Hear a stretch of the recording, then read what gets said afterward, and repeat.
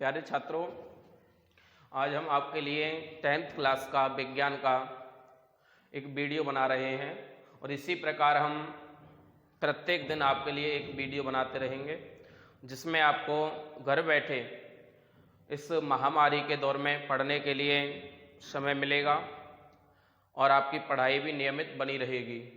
इसी उम्मीद के साथ हम आपके लिए एक पर डे एक वीडियो बनाएंगे और प्रत्येक विद्यार्थी से निवेदन करेंगे कि घर में मोबाइल फ़ोन का भी कम से कम प्रयोग करें।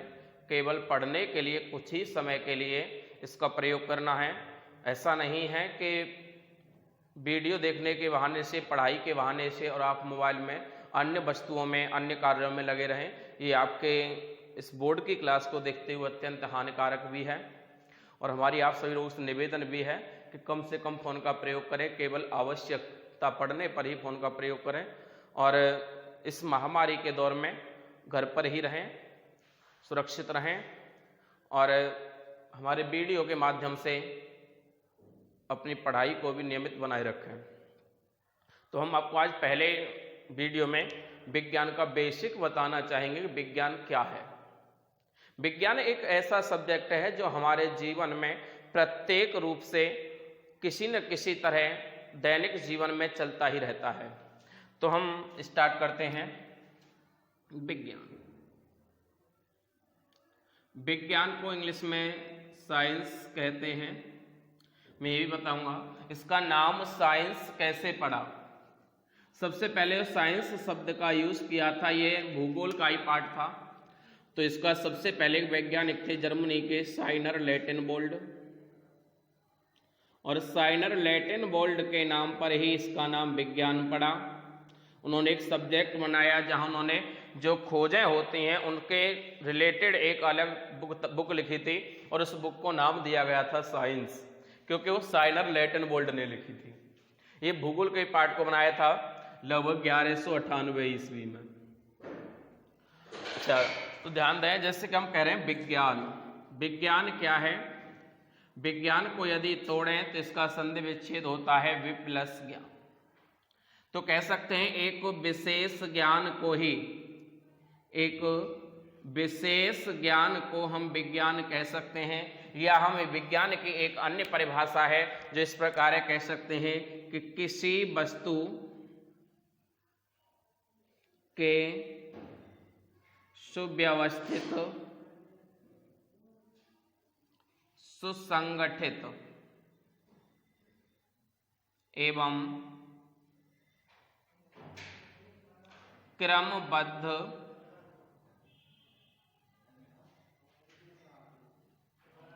ज्ञान को विज्ञान कहते हैं।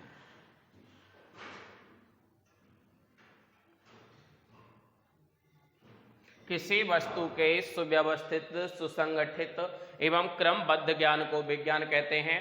सभी विद्यार्थियों से निवेदन कर है कि जितना हम यहाँ पढ़ा रहे हैं उसके लिए एक नोटबुक बना लें और नोटबुक में सबको उतारते जाएं। जो भी समस्याएं हमें कमेंट करके बताते रहें और चैनल को अधिक से अधिक शेयर करें, कमेंट करें और लाइक भी करते रहें।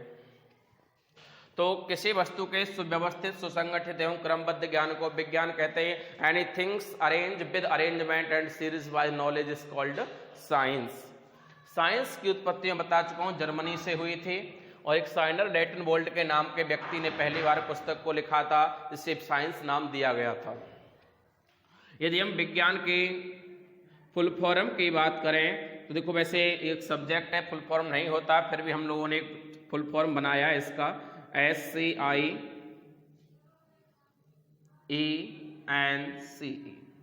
तो इसका यदि फुल फॉर्म कहेंगे तो S4 होता है search, communication, introduction,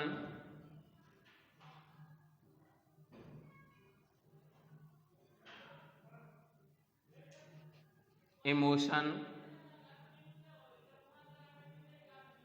numerator, classification, clarification.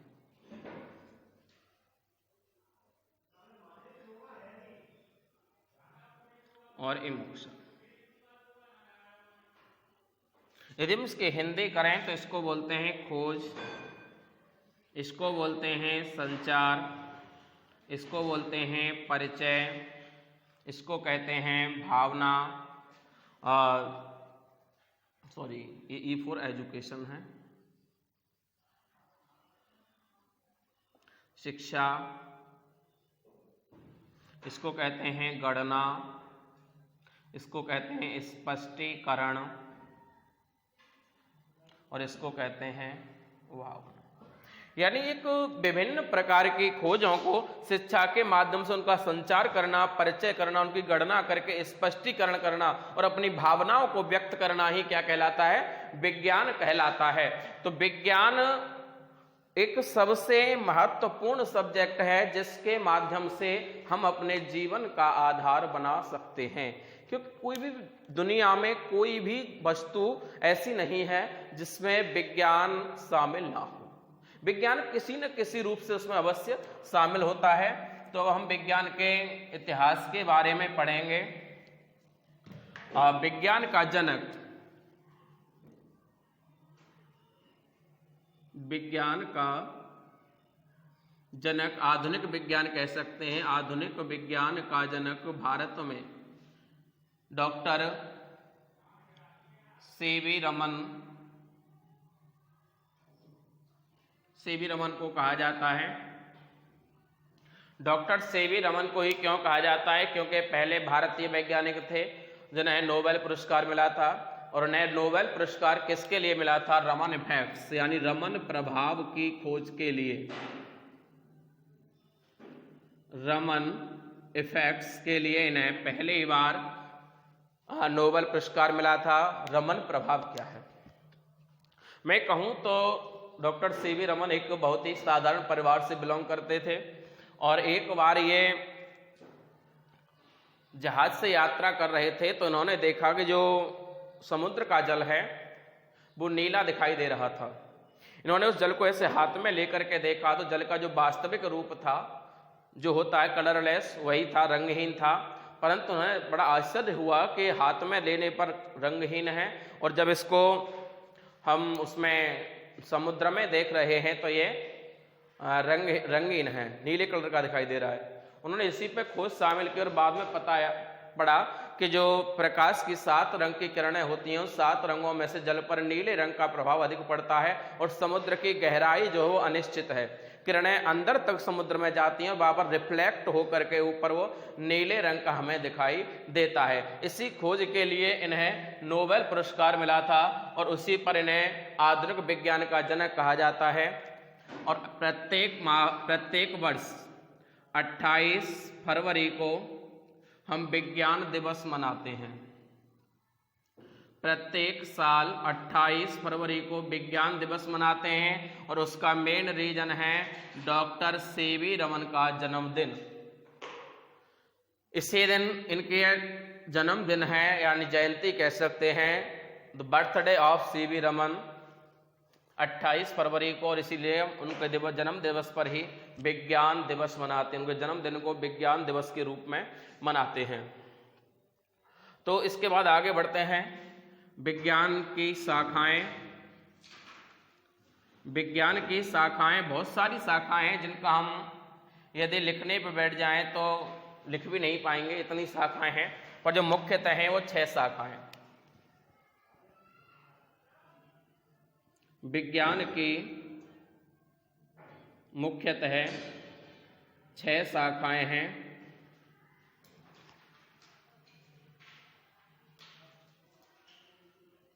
छह शाखाएं हैं जिनमें नंबर 1 भौतिक विज्ञान,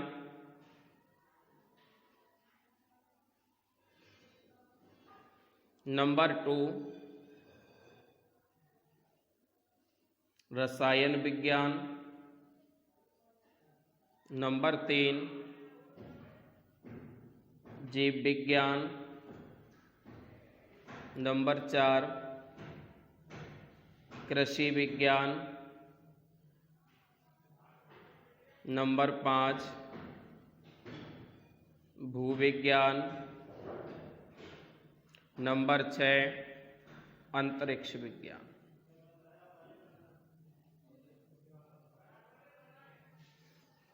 भौतिक विज्ञान, रसायन विज्ञान, जीव विज्ञान, कृषि विज्ञान, भूविज्ञान, अंतरिक्ष विज्ञान।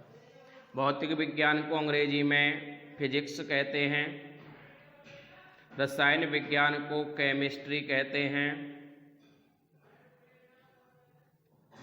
जीव विज्ञान को बायोलॉजी कहते हैं, कृषि विज्ञान को एग्रीकल्चर कहते हैं, भूविज्ञान को जियोलॉजी कहते हैं, अंतरिक्ष विज्ञान को एस्ट्रोनॉलॉजी कहते हैं। इस प्रकार कुल मिलाकर विज्ञान के 6 भाग होते हैं। फिजिक्स में हम भूमंडलीय घटनाओं का अध्ययन करते हैं और फिजिक्स और अंतरिक्ष विज्ञान लगभग एक दूसरे से जुड़े हुए हैं। रसायन विज्ञान में पदार्थों का अध्ययन किया जाता है, जीव विज्ञान में जीव जंतुओं का अध्ययन किया जाता है, कृषि विज्ञान में कृषि संबंधित जानकारियां मिलती हैं, भूविज्ञान में पृथ्वी के अंदर होने वाली भौगोलिक घटनाओं का अध्ययन किया जाता है और अंतरिक्ष विज्ञान में अंतरिक्ष की घटनाओं का अध्ययन किया जाता है। तो हम यदि बात करें 10th क्लास के लिए, तो सबसे पहला जो टॉपिक है वो हमारा रसायन विज्ञान से है। 10th क्लास का फर्स्ट चैप्टर रसायन विज्ञान से है। सभी विद्यार्थियों से बताना चाहता हूं कि जहां से आपको हम बिठाने से पहले थोड़ा टाइम दे रहे हैं और प्रत्येक विद्यार्थी नोट नहीं कर पा रहा है तो वीडियो रोक करके नोट कर सकता है या उसका स्क्रीनशॉट ले लें और बाद में उसको कॉपी में नोट कर लें। तो हम सबसे पहले इसका टॉपिक आता है वो केमिस्ट्री से आता है। पहला चैप्टर है हमारा रासायनिक अभिक्रियाएं एवं समीकरण। तो हमारा 10th क्लास का फर्स्ट चैप्टर है वो है रासायनिक अभिक्रियाएं एवं समीकरण।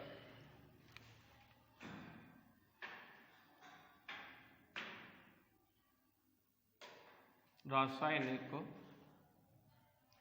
अभिक्रियाएं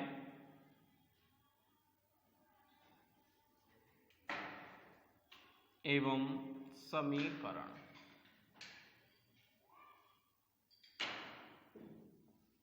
रासायनिक अभिक्रियाएं एवं समीकरण।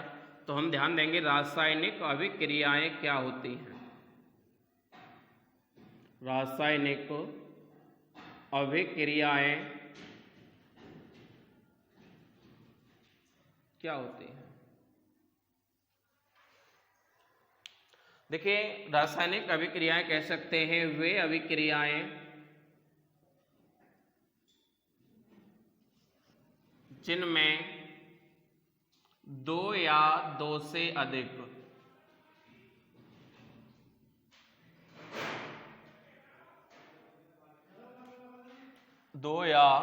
से अधिक पदार्थों के मिलाने से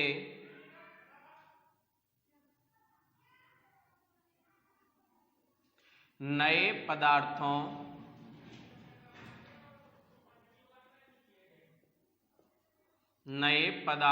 का निर्माण होता है।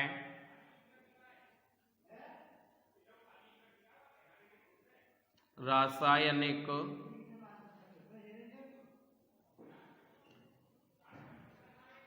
अभिक्रियाएं कहलाती हैं।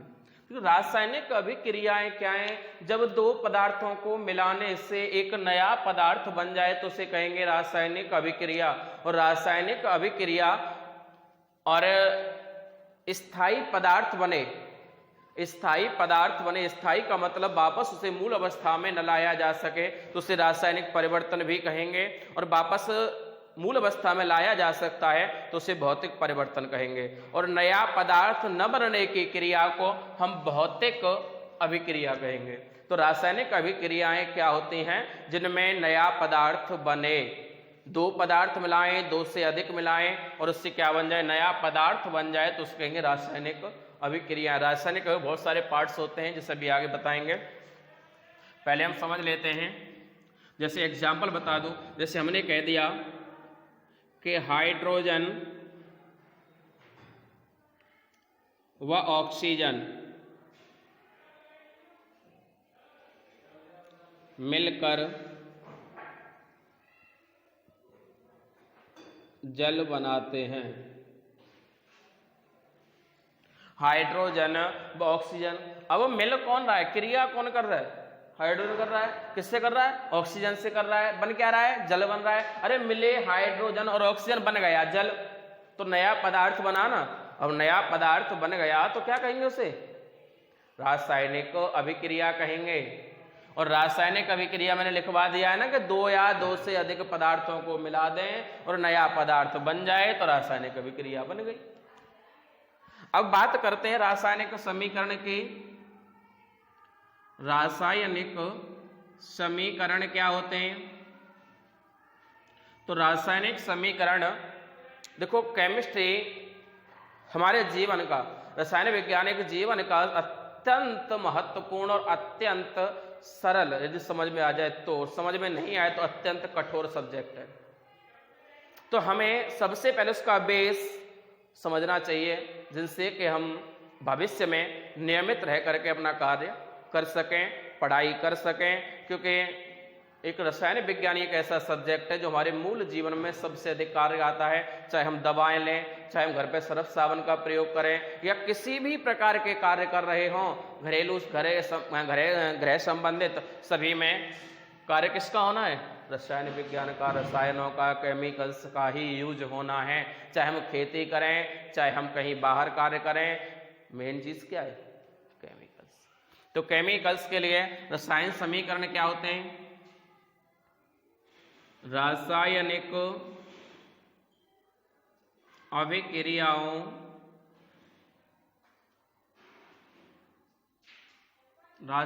अभिक्रियाओं को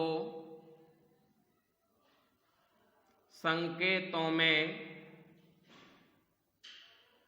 व्यक्त करना। रासायनिक अभिक्रियाओं को संकेतों में व्यक्त करना रासायनिक समीकरण कहलाता है। रासायनिक समीकरण कहलाता है। रासायनिक समीकरण क्या होते हैं, रासायनिक अभिक्रियाओं को संकेतों में व्यक्त करना क्या कहलाता है, रासायनिक समीकरण कहलाता है। सभी विद्यार्थियों को बताना चाहूंगा, सभी की बुक्स में और टेबल दी हुई है, पीरियोडिक टेबल, आवर्त सारणी, उसमें से कम 30 तक परमाणु क्रमांक 30 तक के सभी नामों को अच्छी तरीके से याद कर लें, जिससे कि आप केमिस्ट्री को अच्छी तरीके से समझ सकेंगे। और इस लॉकडाउन में चाहेंगे हम कि कम से कम आपकी रसायन विज्ञान तो कंप्लीट करा ही दें। तो जैसे हमें इसको ये कह रहा है भाई, इसी से आ जाए यहाँ पे, क्या कह रहा है, हाइड्रोजन और ऑक्सीजन को मिला दो भैया। लो जी, हाइड्रोजन भी मिला दिया हमने और ऑक्सीजन भी मिला दिया और जल भी बना दिया, जल बन गया। यानी ये क्या था, थ्योरी थी, उस थ्योरी को संकेतों में व्यक्त करना क्या कहलाएगा, रासायनिक समीकरण कहलाएगा। परंतु ये समीकरण संतुलित नहीं है, क्योंकि यहाँ ऑक्सीजन कितने हैं, 1, और यहाँ कितने हैं, 2। तो भैया हमें यहाँ 2 से गुणा करना पड़ेगा, ये ध्यान रखना है। कभी भी हम यहाँ 2 नहीं लिखेंगे। इस 2 से मतलब है कि ये 2 जो हैं हाइड्रोजन के लिए भी हैं और ऑक्सीजन के लिए भी हैं। तो हाइड्रोजन के कितने हो गए यहाँ पे, 2 दूनी 4, तो यहाँ पे भी हाइड्रोजन 2 से गुणा कर दो, 2 दूनी 4, ऑक्सीजन के 2, 2 दूनी 4 हाइड्रोजन के, 2 ऑक्सीजन के, संतुलित हो गया। तो इसी प्रकार की अभिक्रियाओं को, यानी रासायनिक अभिक्रियाओं को संकेतों में व्यक्त करना ही रासायनिक समीकरण कहलाता है।